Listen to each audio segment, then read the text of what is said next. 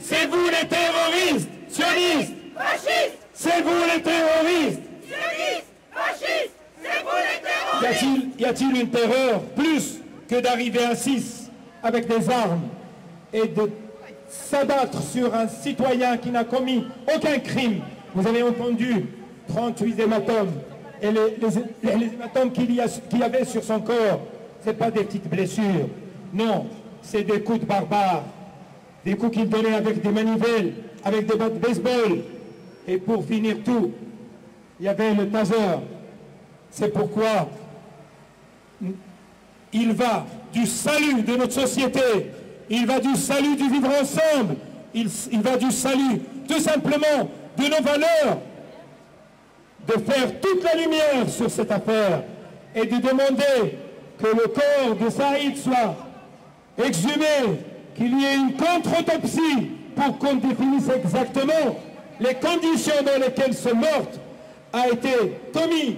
Bien sûr, les conditions sont claires, mais les défenseurs des criminels sont les hauts responsables politiques. Les défenseurs de ces criminels, ce sont ceux qui font la loi. Or, ces gens-là ont décidé que Saïd ne mérite pas d'être défendu. Ils ont décidé que le crime de Saïd ne mérite pas d'être élucidé. C'est pourquoi nous disons justice pour Saïd! Justice pour Saïd! Justice pour Saïd! Justice pour Saïd! Justice pour Saïd! Justice pour Saïd! Justice pour Saïd! Justice pour Saïd! Pourquoi on met en avant la qualité de sioniste, enfin la qualité, entre guillemets évidemment, la qualité de sioniste de ceux qui ont tué Saïd? Parce que je voudrais rappeler quand même que ces gens appartenaient à des groupes extrémistes juifs. Un avait notamment un site sur Facebook qui s'appelait Fierté sioniste. Donc ça veut bien dire ce que ça veut dire.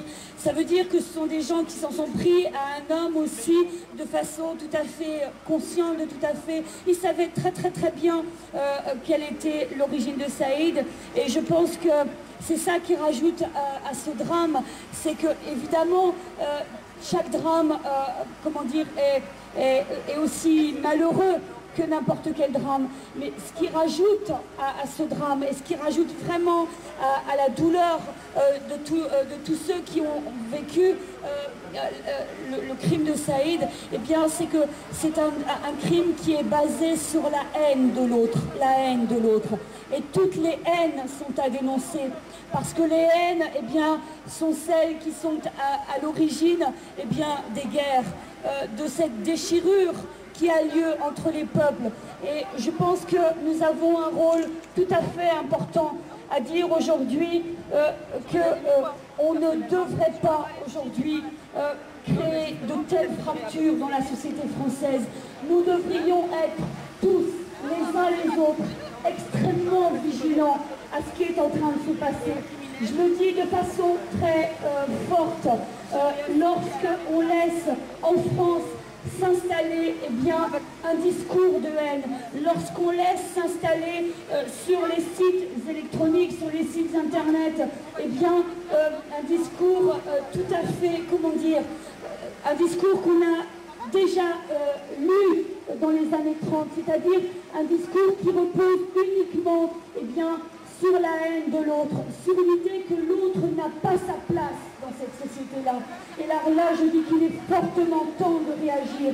Il est fort dommageable que les Français consciencieux, que tous ceux aujourd'hui qui sont au fait de la question politique, de la question du vivre ensemble, ne prennent pas la mesure des choses. Je pense aujourd'hui que tous les musulmans, tous les citoyens français et musulmans considèrent la France pleinement comme leur patrie. Mais aujourd'hui, force est de constater que beaucoup de Français, ces gens qui se prétendent plus français que nous-mêmes les Français, toujours mais de confession musulmane, pensent qu'ils ont tous leur place dans la société française, qu'il en est encore temps. Je dis qu'on vit un moment extrêmement pesant, parce qu'on voit voit le danger arriver, on le voit. Je pense qu'aucune personne aujourd'hui consciencieuse n'est pas en mesure de voir. Il n'est pas concevable pour moi aujourd'hui qu'on ne puisse pas envisager son quotidien avec des citoyens juifs, avec des citoyens chrétiens, avec des citoyens athées. Y a-t-il aujourd'hui des hommes qui auraient plus de valeur que d'autres hommes? Y a-t-il aujourd'hui des hommes qui auraient moins de droits que d'autres hommes?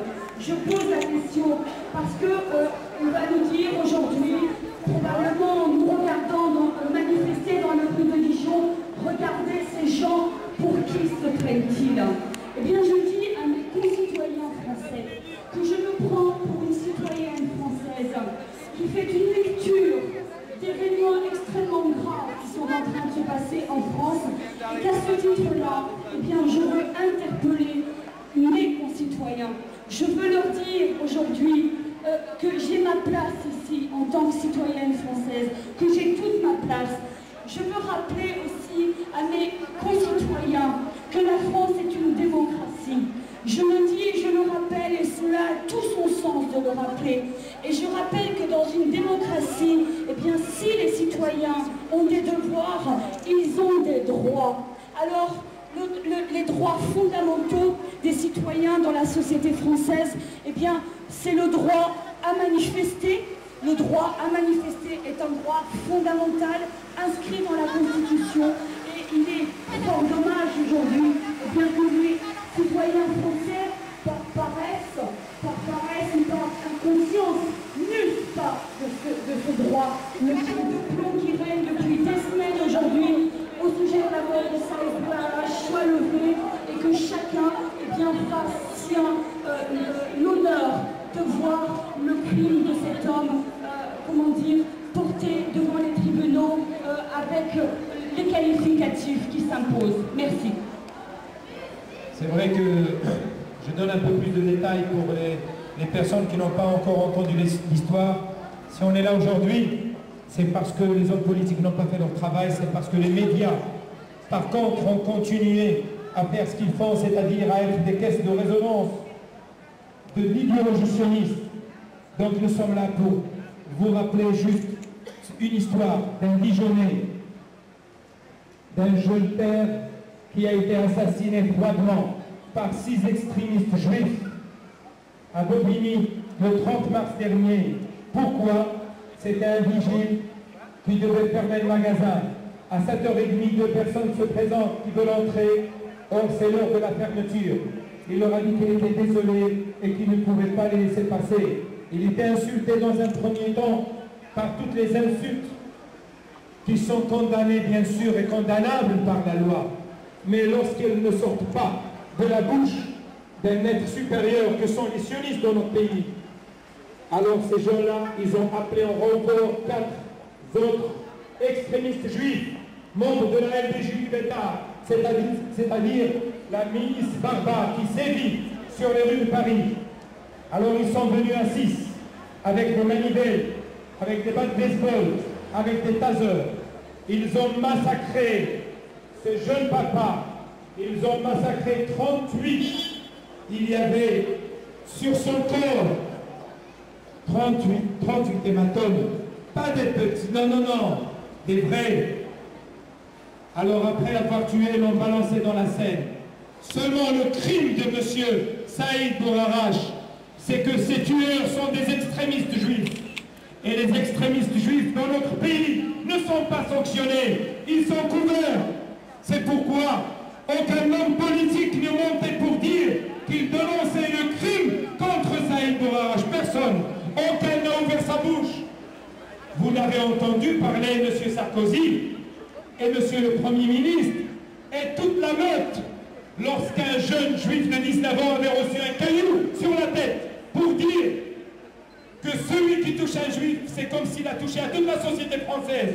Eh bien, on aurait aimé entendre aussi M. Sarkozy dire que celui qui touche un chrétien ou un musulman, c'est comme s'il touche à la société entière. Or là, ils n'ont pas touché, ils ont tué, ils ont massacré. Et les politiques n'ont pas parlé. Et les médias n'ont même pas fait état.